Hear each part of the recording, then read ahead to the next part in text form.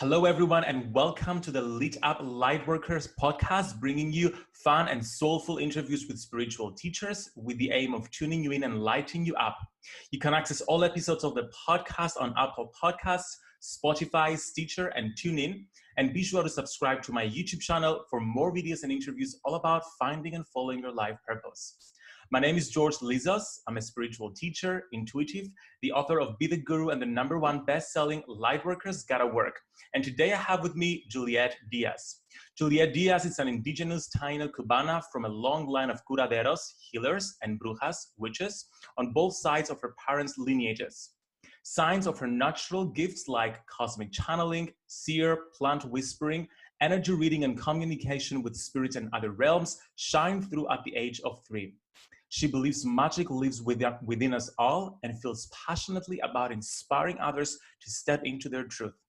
Juliet has devoted her life to helping others weave light, medicine, and magic into their lives, helping thousands of people come back to self. She's the creator of Sagrada Collective, an online virtual sanctuary, and co-founder of the Soul Book Masterclass, where she helps people find their soul's voice and turn it into a book. She has a Master's of Science in Herbal Medicine and countless certifications in an array of healing modalities. Juliet is featured in major publications like National Geographic, The Atlantic, Wired, and Spirit and Destiny UK. And she's the author of the best-selling book, Witchery, Embrace the Witch Within, published by Hay House. Her new book, Plant Witchery, Discover the Sacred Language, Wisdom, and Magic of 200 Plants, is available now from Hay House. Juliet, welcome to the Lit Up Lightworker Podcast. Thank you. Oh my God, that was such a long bio.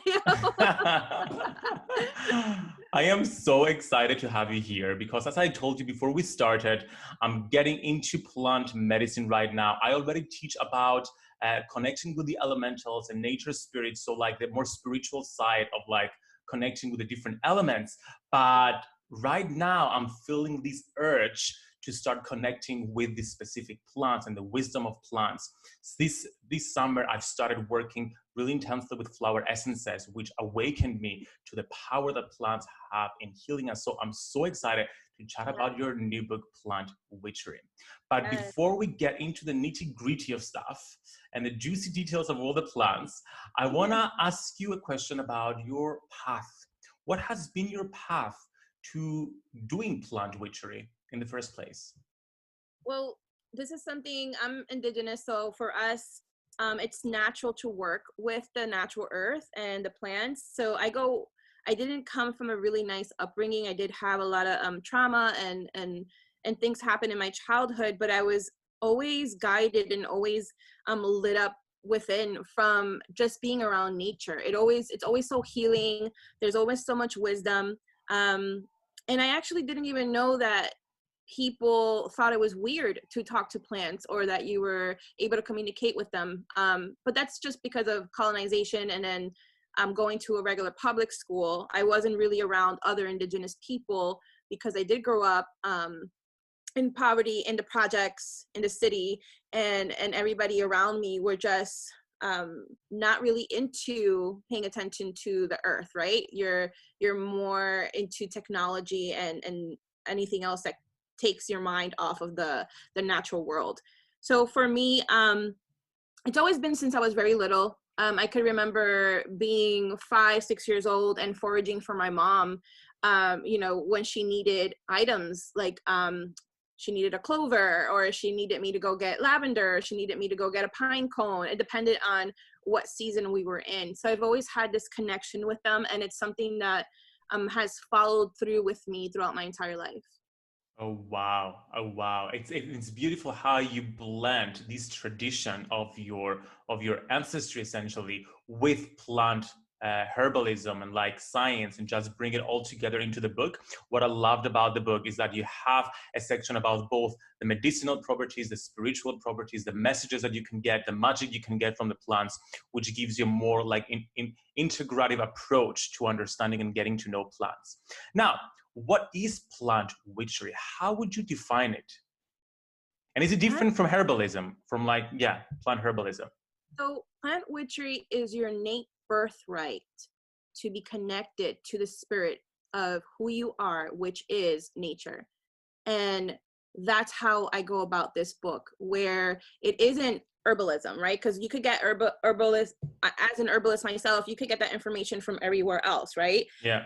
What could I have done with this book that was different, that was going to impact people's lives in a more intimate way with plants, not just for medicinal reasons, not just for them looking pretty in your home, but also that they're soul changing. They're going to impact your life, your healing, and the way that you actually walk your path on this planet.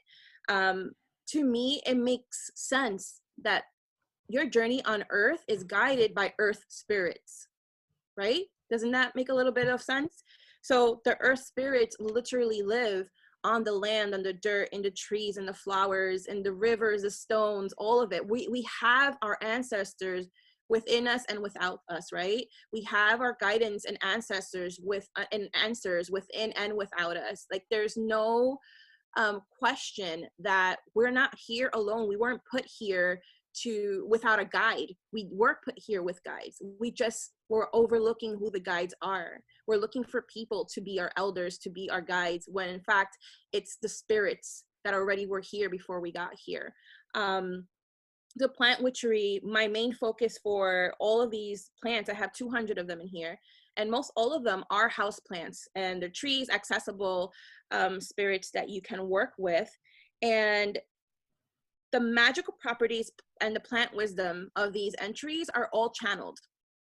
So they're not researched, they're not Googled, they're not from any particular practice or craft, religion. They're all channeled directly with each of the plants. So it took a lot of healing for me, a lot of resetting, a lot of cleansing and baños and all of it, just to keep going, because connecting and channeling with any spirit it really does take a lot of your energy. So a lot of that is in the book, and what it is your answers, right?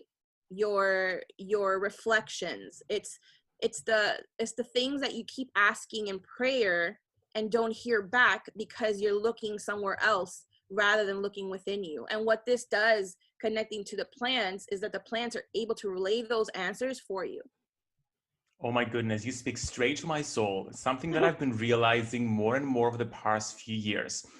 And I wanna like stand on what you said. We're not here alone. We have earth guides. What I've been realizing is that for so many years, spirituality was focused on looking outside into the stars for guidance, not realizing that we have all the answers we need here on planet Earth. So like now my work increasingly has been going towards, okay, let me connect with the nature spirits, with the elementals. Why go to the ascended masters? Why go to like outside into the star system searching for guidance? Yes, there is so much out there, but how about what's right here? So I'm like becoming like an earth snob, like, a little bit. Right. Well, the thing is, we are from divinity. We are from the star systems, right? We are cosmic beings. But the fact is that that's where we come from, right? Where we'll go back. There's a reason for us being here. Yes. So focusing out to the stars is just proof that we have a connection to our home, right? Where we come from. That's all it is. But then we're mixing it up with, okay, that's who we have to reach out for answers. Sorry. And when the ascended masters are looking back at us like, hello, you're on earth. That's where we place you. How about you look for answers there? There's a reason why we're here. So that doesn't take away from us knowing that we are star beings, but yes, we have to focus that we're here for a reason. There's a purpose for us walking with our bare feet on this beautiful earth, yes, beautiful mother spirit. And this is where we need to walk our path. Focus on that. We will get to where we need to go. We'll cross over to wherever it is that we came from. We need to focus why we're here. And usually that gets lost in translation. And then we're focused too much on the cosmic side of us that we forget there is a real, raw, and powerful, magical as fuck beauty for being human and being flesh with the ancestral people who have been here. Just beautiful. Now, you talked a lot about the spiritual, the magical properties of plants, and you talked about how you spend so much time channeling and guidance from each specific plant that you mentioned in the book. Now, so many people are aware of the medicinal properties of plants. So let's talk a little bit about the spiritual and magical properties. And I want to share a little story here. Just before we started, I was going through the book. I'm like, I wanted to read. I wanted to read about my current favorite plants. So I went through the entire list.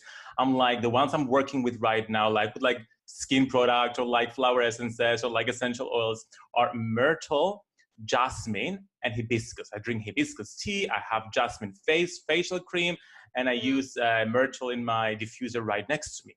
And then I go into your keywords, and they all have the words love or divine feminine in there. I'm like, that's exactly what I'm working on right now. I'm working on attracting romantic love. I'm working on awakening my divine feminine energy. So I'm like, oh, this is the plants just coming to me, giving me the medicine that my soul needs. So can you speak a little bit on that and how we can start having a more direct, intuitive relationship with plants? Yeah, it's never a coincidence. Just like you, like just by like the cosmic side, where like, okay, these signs, angelic signs, these messages from the divinity aren't coincidence. The same thing with earth, with animals showing up, with birds showing up, with you getting lost when you clearly had a GPS on and you still got lost and you got to a certain location. You need to pay attention to the surroundings, the earth, the land that's there, the ancestral meanings that are there, the trees, the plants, anything that shows up. And the same thing with you with working with certain plants at home. And you brought up something really beautiful that not many people know is like when even products that you use, they have scents and they have florals and plants in them that attract you. Those scents and that energy attract you to that particular product. And there's a reason for that. That plant energy, that plant spirit is calling you and obviously knows that there's something that needs to align with that plant and your spirit in order for you to accomplish what it is that you want to accomplish on your journey and or healing. Wow. Well, and I was wondering whether you can give us some guidance on a practical exercise we can all use to start making a connection with plants. We go out in nature. There are so many plants like herbs freely available to us. Like the first one that comes up right now is this stinging nettle or plantain. So how can we begin to have a relationship and communication with the plants? Okay, so in my book, I have a bunch of techniques and I even have a meditation journey in there because that's how, as an Indigenous person, we do a lot of journeying. And I have one that's accessible to everyone to do just to connect with them. But on a daily basis or a simplified way, you know how you go to nature and you just sit under a tree just to relax, maybe read a book, eat, have a picnic, and that's as far as people probably would go as to go into nature, right? Or walk through the park. Taking it a step further by just simply saying hello to that tree, giving it a hug, placing your hands in the ground and thanking that dirt for holding space for you. Because you know how people, when we have ceremony, we have healing circles, the healers usually hold space for you. We don't think of the floor, the dirt, the ground, the grass holding space for us. That is what they're doing. They are sucking in all of that negative energy, all of that, those vibes, that stagnant energy that you have loaded on you and taking it into Mother Earth. So you want to be mindful that it's there doing its work. Even if you don't realize it, just being a little bit more mindful of thanking that dirt for holding space for you, gliding hands over the grass and thanking that grass for holding space for you, and acknowledging nature that's around you. When you start doing that, just little things like that, being mindful and acknowledging, the earth will realize that you are paying attention. So more signs, more healing, more connection starts to happen. It's the same thing with magic, right? The more you acknowledge magic in your life, the more it shows up. And that's just how it works. I love it. So it's just a matter of being mindful and just starting to be aware that the nature around us is not just inanimate objects and stuff. Yeah, They've got a spirit. Yes, you treat nature like real people, like real spirits. You don't go to your grandfather's home and go eat eat his food, step outside of the house without ever saying hello, without ever saying thank you. It's the same thing when you go to the woods, when you go to the parks. You need to say hello to those elders. Those trees are your elders. They're spirits. They're holding generations of wisdom and crystallized magic from your ancestors, from all of our ancestors, right? It doesn't even matter if you're on someone else's land. You need to respect those ancestors. They're there. They're willing to talk to you. They're willing to hold space for you. I love that. Now, I'm curious, since we're talking about respecting nature and communicating and being aware, are there any ethics around like foraging plants that we need to be aware of before we go out and do so?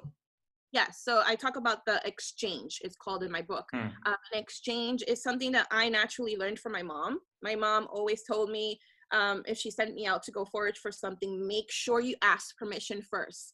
Even if I asked you to go get it, ask permission first. So intuitively, I even taught my children to do the same when we go hiking. If you're going to pick up even a branch, before you pick it up, ask permission and feel your intuitive feeling. Does it feel good, or does it feel like a bad pull? If it feels good, the earth is giving you permission to pick up and take that branch, right?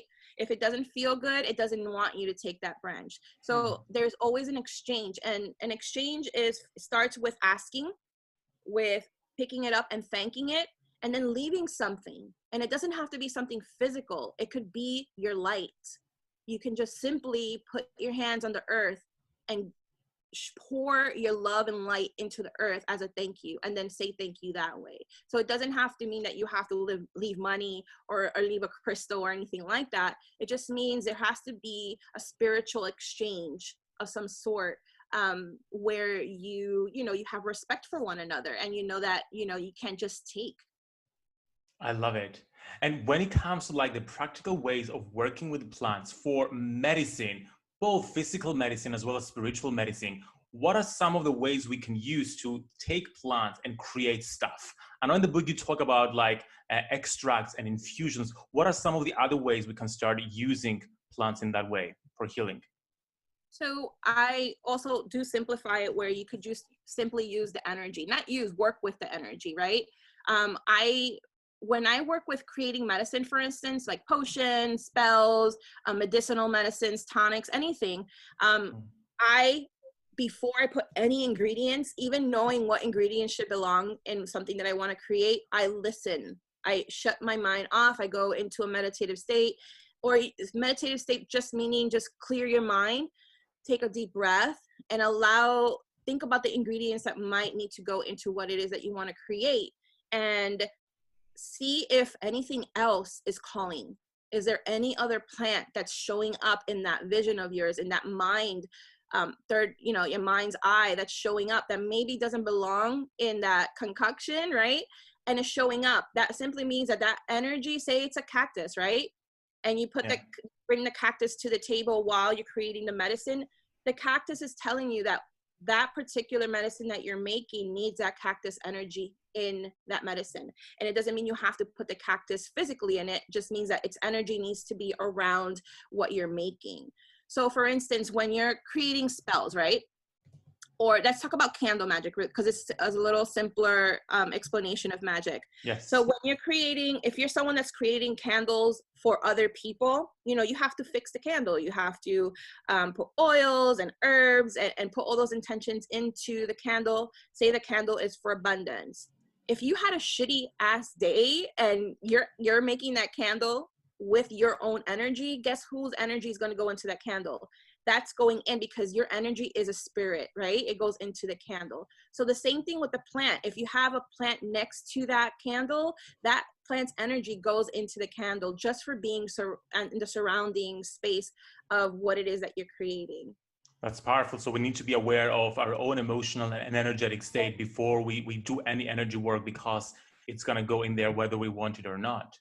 Okay. Yes, even artwork. I talk to a lot of artists who struggle with thinking that, as an artist, am I a healer? I'm like, absolutely, you're a healer. Artists are all healers. When you're painting and you want to bring that plant healing energy or wisdom into your paintings, just simply have that plant next to you next to your paints, next to your brushes while you're creating that artwork, and ask that plant if they could please infuse their beautiful energy into the work that you're doing.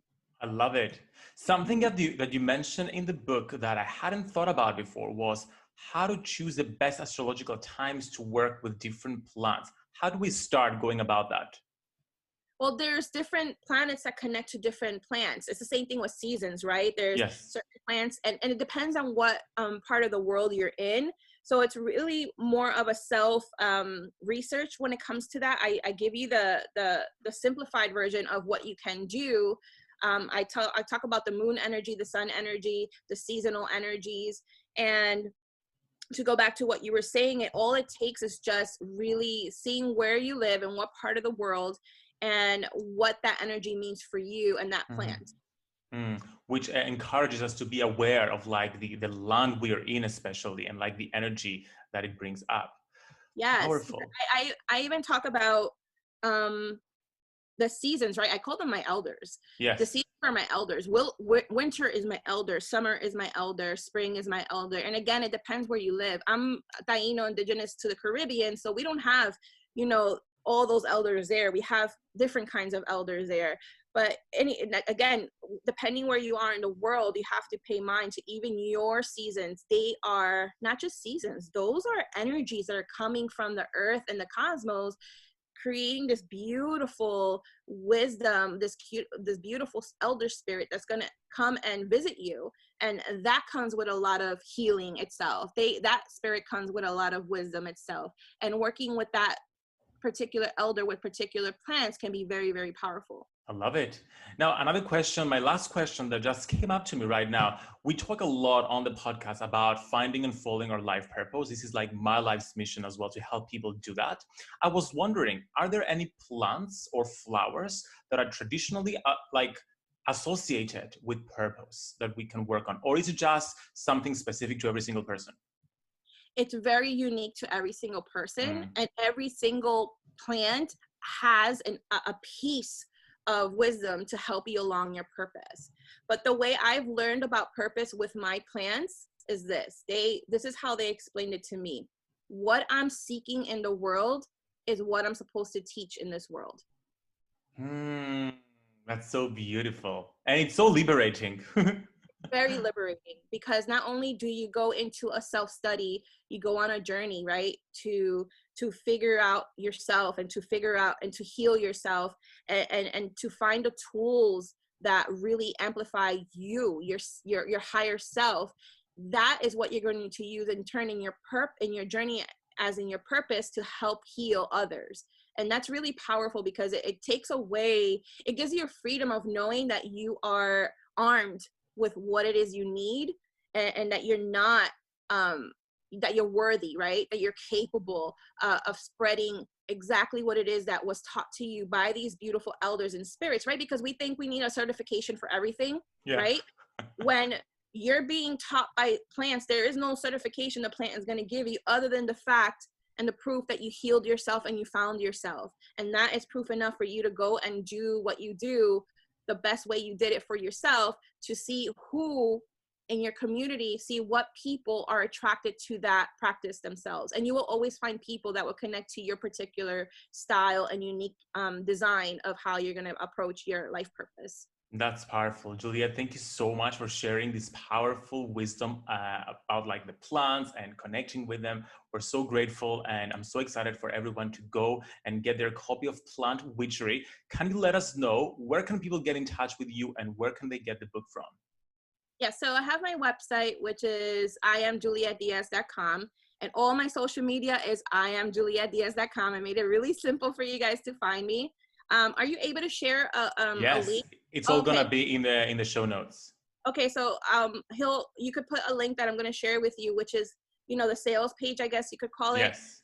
On that page, it will have links to where you can get the book, but you also have gifts that I'm giving, that I'm offering. Usually that's what authors do, and I love that part, because it's an extension of your work. So as a gift for getting my book, while it's on pre-sale, right? It comes out on the 27th. Yes. But is this going to come out before the 27th, this episode, or after? That way probably, I know. Probably after. Okay, so I'll make sure I leave it there for your listeners to still Perfect. access the gifts. The audio version of the journey will be as a gift. And I also created another book, which is a workbook / journal for you to use as a book of shadows or grimoire, whatever it is you want to call it, on your journey with connecting with plants. Perfect. Thank you so much. I'll make sure all the links are there for people to get. And also, you're giving my listeners 1 free week to Sagrada Collective. Is Yes. that your membership? Yes, that is my Magickal spiritual membership. It's virtual, and I work a lot in decolonizing witchcraft and spirituality because that's just my calling. And the collective is a library full of workshops taught only by Black, Indigenous people of color. So you're getting craft, magical practices, spirituality directly from those people who are rooted to those crafts and practices, which is really powerful. Oh my God, I love it. And of course, a link for that is also in the show notes below. Yeah. Juliet, thank you so much for coming onto the podcast. I really appreciate it. Thank you. This was amazing. Thank you, George. Have a lovely rest of your day. You too.